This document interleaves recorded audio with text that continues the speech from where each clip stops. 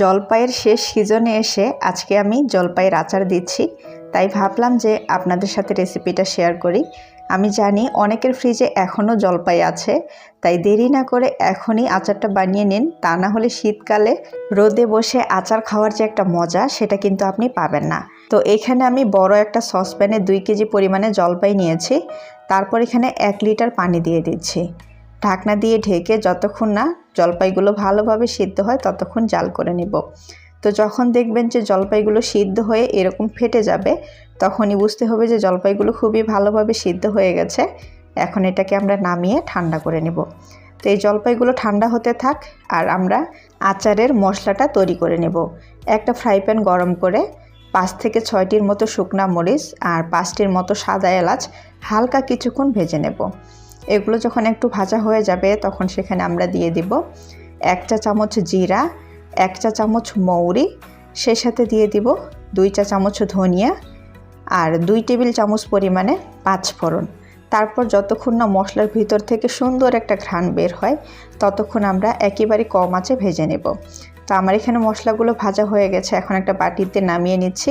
যখন এগুলো হালকা একটু ঠান্ডা হয়ে যাবে তখন এগুলোকে ব্লেন্ডার করে নিতে হবে। তো এই যে দেখুন আমি ব্লেন্ডার করে নিয়েছি, আর হালকা একটু দানা দানা রয়েছে, একদম মিহি পেস্ট করার কোনো দরকার নেই। এখন আমরা যে জলপাইগুলো সিদ্ধ করে রেখেছিলাম সেগুলো হাত দিয়ে একটু চটকিয়ে নিতে হবে। চাইলে আপনারা যে কোনো ম্যাশার দিয়েও জলপাইটাকে চটকিয়ে নিতে পারেন। এরপর সেখানে দিয়ে দিব 2 কাপ পরিমাণে খাঁটি সরিষার তেল। তো 1 কেজি জলপাইয়ের জন্য 1 কাপ পরিমাণে আমি তেল নিয়েছি। যেহেতু আমি এখানে 2 কেজি জলপাই ব্যবহার করেছি তাই আমি 2 কাপ পরিমাণে তেল দিয়েছি। 2টি শুকনো মরিচ, সে সাথে 2টি তেজপাতা, 1 টেবিল চামচ রসুনের কোয়া আর 1 চা চামচ 5 ফোড়ন দিয়ে হালকা কিছুক্ষণ নেড়ে চেড়ে নেব। এরপর সেখানে দিয়ে দিব 2 টেবিল চামচ পরিমাণে রসুন বাটা। আর আমি এখানে রসুনের কোয়া ব্যবহার করেছি, সাথে রসুন বাটাও ব্যবহার করেছি। আপনারা চাইলে শুধু রসুনের কোয়া অথবা রসুন বাটা দুটোর মধ্যে একটা দিতে পারেন। হালকা কিছুক্ষণ নেড়েচেড়ে আমরা যে সিদ্ধ করে ম্যাশ করে রেখেছিলাম জলপাইগুলো সেগুলোকে দিয়ে দিব। এই সময় খেয়াল করে দেখবেন তেলের উপর কিন্তু প্রচুর পরিমাণে ফেনা হয়। এটা হয় খাঁটি সরিষার তেল হওয়ার কারণে। এতে ভয় পাওয়ার কোনো দরকার নেই। যখন আমরা জলপাইগুলো দেব তখন কিন্তু তেলের ফেনাটা বন্ধ হয়ে যাবে। তো এই যে জলপাইটা দিয়ে দেওয়ার পর প্রায় 4 থেকে 5 মিনিটের মতো তেলে জলপাইগুলোকে ভেজে নিতে হবে। এতে করে আমরা সিদ্ধ করার সময় জলপাইয়ের মধ্যে যে পানিটা ছিল সেটা কিন্তু খুব ভালো করে টেনে যাবে আর আচারটা অনেক দিন ধরে সংরক্ষণ করা যাবে। তো 4 থেকে 5 মিনিট পর তেলে ভাজার পর আমি এখানে 4 কাপ পরিমাণে চিনি দিয়ে দিচ্ছি। 1 কেজি জলপাইয়ের জন্য আমি 2 কাপ পরিমাণে চিনি ব্যবহার করেছি।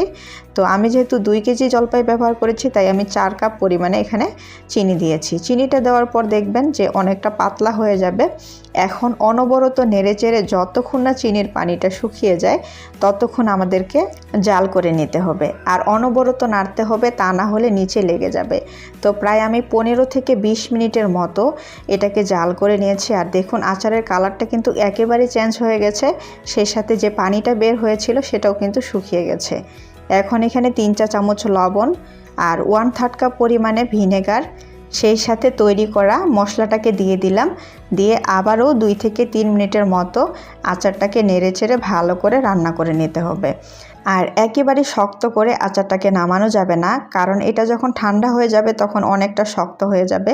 এখন যদিও মনে হচ্ছে যে অনেকটা বেশি পাতলা আছে, ঠান্ডা হয়ে যাওয়ার পর এটা কিন্তু অনেকটা শক্ত হয়ে যাবে।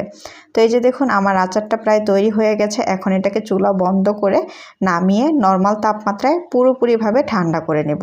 তো প্রায় আমি 1 দিন আচারটাকে পুরোপুরি নর্মাল তাপমাত্রায় ঠান্ডা করে নিয়েছি। এখন একটা পরিষ্কার কাচের জারে আচারটাকে ভরে নিচ্ছি। আচার সংরক্ষণের জন্য অবশ্যই আচারটাকে খুবই ভালো করে নর্মাল তাপমাত্রায় ঠান্ডা করে তারপর বয়ামে ভরতে হবে। আর চিনির যে পানিটা বের হয় সেটা খুবই ভালো করে শুকিয়ে নিতে হবে, তাহলেই দেখবেন যে দীর্ঘদিন আচারটাকে সংরক্ষণ করতে পারবেন। সেই সাথে মাঝে মধ্যে রোদে দিবেন, তাহলে আরও বেশি মজা পাবেন।